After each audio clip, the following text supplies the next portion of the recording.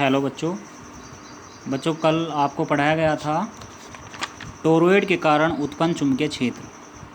इसमें एक फॉर्मूला आया था B = μ0 × N × I। तो इसके बाद इसमें 2 पॉइंट थे बच्चों। एक तो था टोरॉइड की क्रोड के भीतर उत्पन्न चुंबकीय क्षेत्र और दूसरा था टोरॉइड द्वारा घिरे रिक्त स्थान में उत्पन्न चुंबकीय क्षेत्र।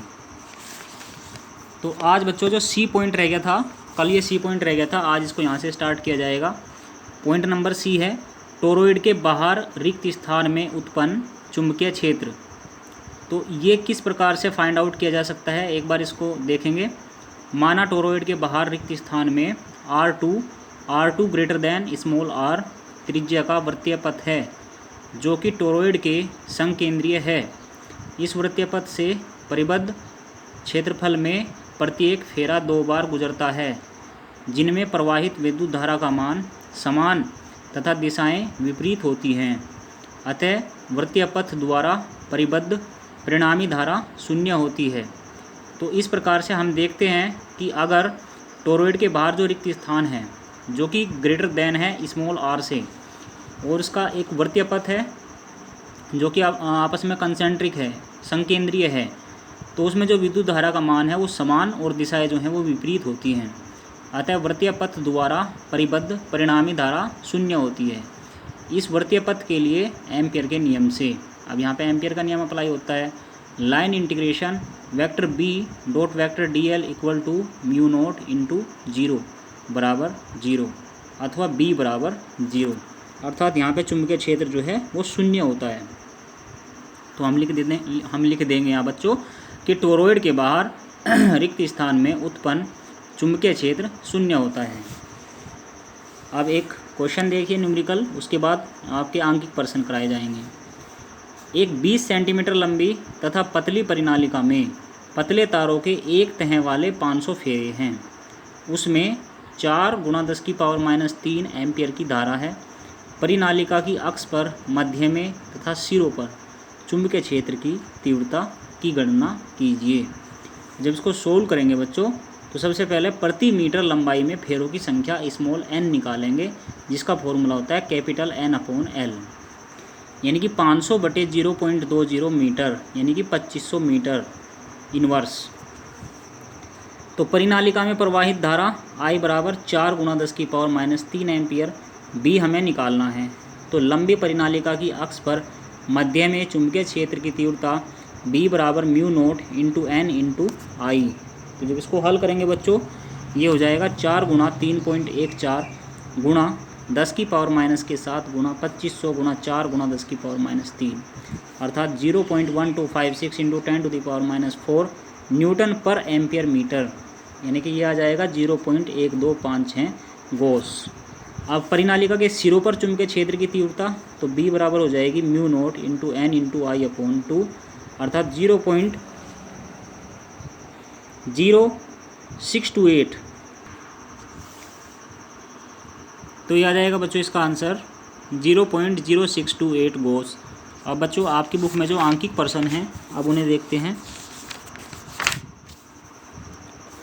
यहाँ से आंकिक प्रश्न शुरू हो रखे हैं पेज नंबर 254 से।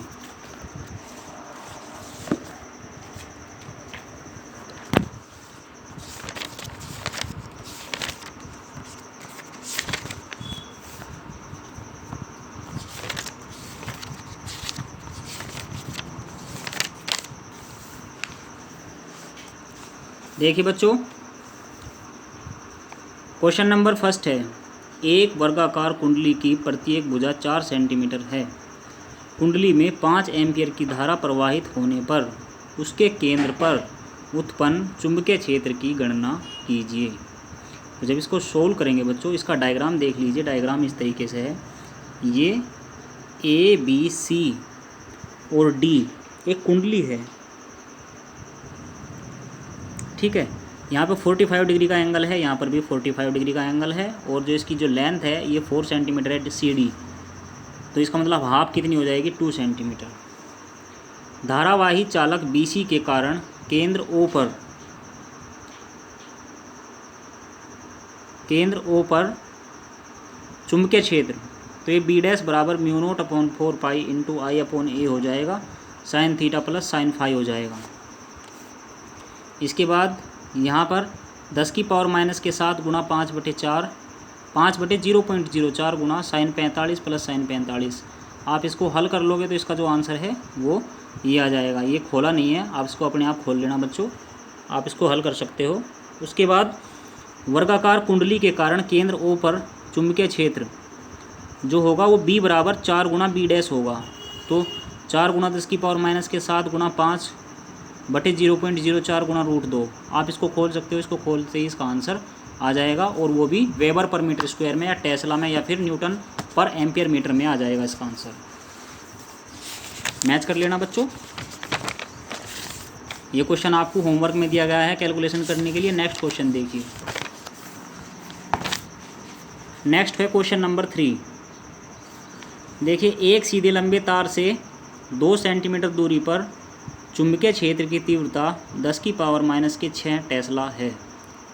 तार में विद्युत धारा ज्ञात कीजिए। तो सबसे पहले तो बच्चों हम जो गिवन पॉइंट्स है वो लिखेंगे। हमें ए इक्वल टू दे रखा है 2 सेंटीमीटर, इसको हमने मीटर में चेंज कर लिया तो 0.02 मीटर हो गया। बी की वैल्यू 10 की पावर माइनस के 6 टेस्ला है। आई हमें फाइंड आउट करना है। चुंबकीय क्षेत्र की तीव्रता का क्या फॉर्मूला होता है बच्चों? बी बराबर mu naught upon 2 pi into I upon ए।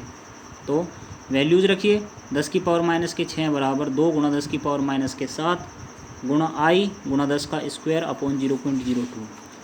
वो तो आप अपने आप भी कर सकते हो हल, पॉइंट काट के 2 जीरो पर लगा दी, वो 10 की पावर 2 बन गई।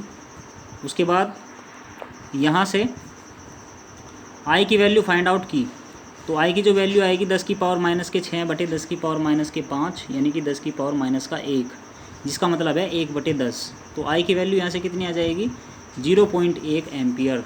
इसका आंसर आ जाएगा। नेक्स्ट क्वेश्चन देखिए, क्वेश्चन नंबर 4।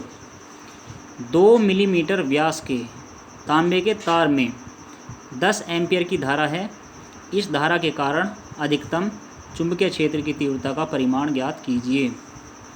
तो देखिए बच्चों, हमें क्या दे रखा है? 2R की वैल्यू दे रखी है, 2 गुणा 10 की पावर माइनस के 3 मीटर। तो यहाँ से R की वैल्यू कितनी आ जाएगी? 1 गुणा 10 की पावर माइनस के 3 मीटर। और I की वैल्यू कितनी है? 10 एम्पियर। और B हमें निकालना है। तो चुंबकीय क्षेत्र का फॉर्मूला क्या होता है? B बराबर mu naught upon 2 pi into I upon are.